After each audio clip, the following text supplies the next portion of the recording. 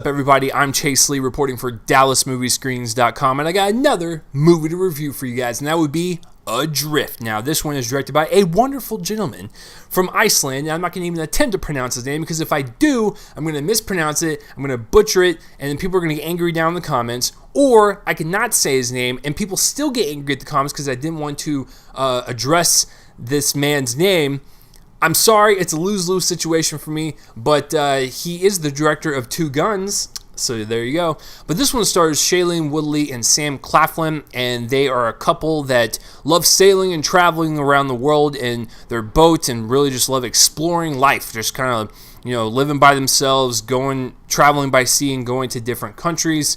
And so Sam Claflin's character runs into a couple that ask him, because they know of him, they're like, hey, could you take our boat from point A to point B, and we'll give you a lot of money when you reach the destination, and there's our movie. And, Sam Claflin wants to take it because, they'll help fund his and Shailene Woodley's journeys, as they travel the world. And so as they're traveling in the middle of nowhere, a hurricane comes and completely just wipes out their boat.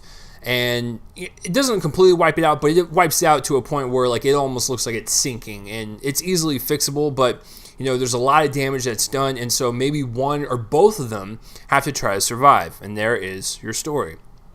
Now, I knew nothing about this because this is based on a true story. So I just watched the trailer, and I thought it looked like a sleek, well done, survival type of trailer. We're gonna have a couple actors on a boat, talking it out, trying to survive, and it's gonna really rely on them to carry the movie on their shoulders, and that is what we got. And I gotta be honest with you, I didn't know, like I said, much about the true story, so I don't know who survived, who did not. But I love these types of movies, these one location kind of enclosed, claustrophobic type of movies where we don't really go explore too much, and we rely on one location, one or two actors at most, carrying a movie. And I think that's some of the most difficult filmmaking you can ever do, because that could get boring really fast. So if your actors are not on point, the movie is going to suffer. And that's definitely the number one thing you want in these types of films is, are your actors good? So I saw the movie. I like it. I think it's a good movie. There's a lot of problems with it, but I think for the most part, if you want a survival type of movie, going to the theater, sitting down, watching these characters at a high in their life, get down to a low, and see them survive out of this situation until they run across maybe another boat across the sea, that's something we go to the movies for. We want to see these underdog type of characters, we're rooting for them to, stand up and survive and get out of this situation. So, the one thing I really like about this movie is Shailene Woodley and Sam Claflin. They do carry this movie. And ironically enough, for a movie that portrays them as a couple, I actually didn't find their chemistry palpable until they were adrift at sea than they were on land, mucking it up, being all charming and suave and cool and stuff, and hey, I like you, you want to travel the world. So, ironically enough, when they were actually in the most dire of situations is when I found them to actually have the most chemistry, which was very weird, but those are the scenes that have to work for these types of movies, so I can actually excuse when they're on land and their chemistry is not really there for me. It's just something that's it felt a little too artificial when they're on land, very just cutesy and didn't really feel natural. But man, when they were adrift on sea and survival mode kicks in, I felt that chemistry even more than it did when they were on land. So their chemistry is really great at sea. I think their performances are, some of the best in their career. I'm not saying they're going to win the Oscars or anything, but I like Shailene Woodley. I've seen her in a lot of films, and she's always kind of brought her A game, whether it be, even if something as bad as Divergent or something as small as The Spectacular Now, she's always really good in what she does, and she brings it. Sam Claflin, I haven't seen much from him except for The Hunger Games, and he's really good in this movie. I believed everything that was happening to him when he was on the boat in peril. I felt this kind of anguish and the weight of the world on these characters' shoulders as they just like kind of try to fight to survive.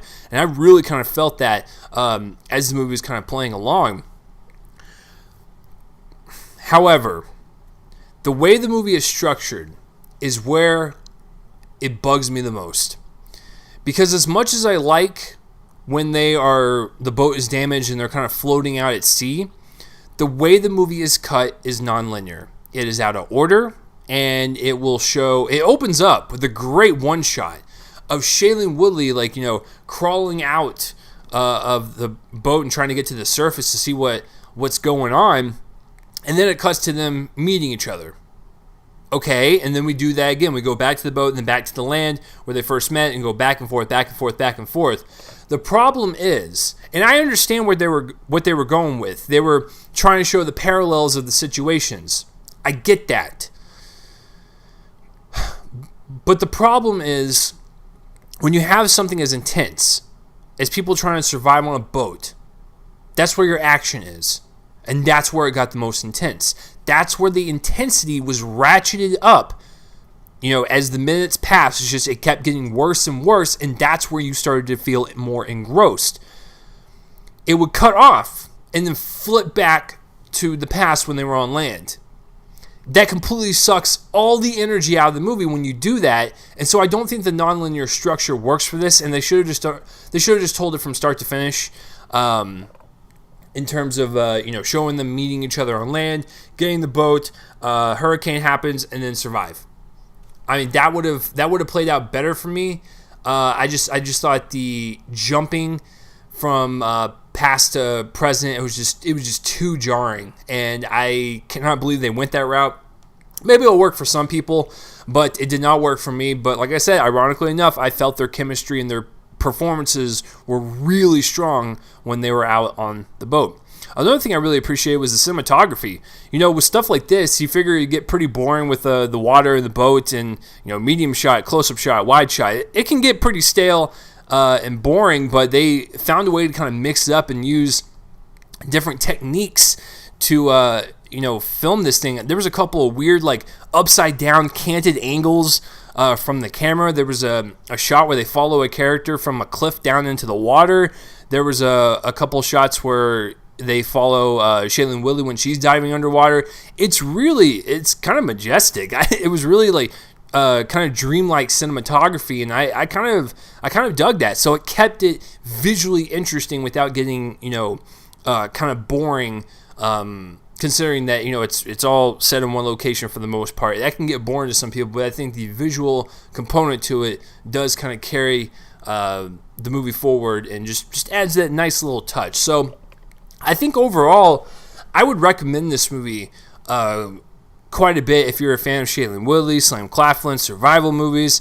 The nonlinear storytelling is what bugs me the most, and that really does have a hindrance on my grade. But I think the performances and the overall precision in the directing and the editing to really keep you engrossed into the survival aspect of the story is where it shines the most. And so I didn't like the nonlinear structure, but I do like mostly everything else, and it's a solid film.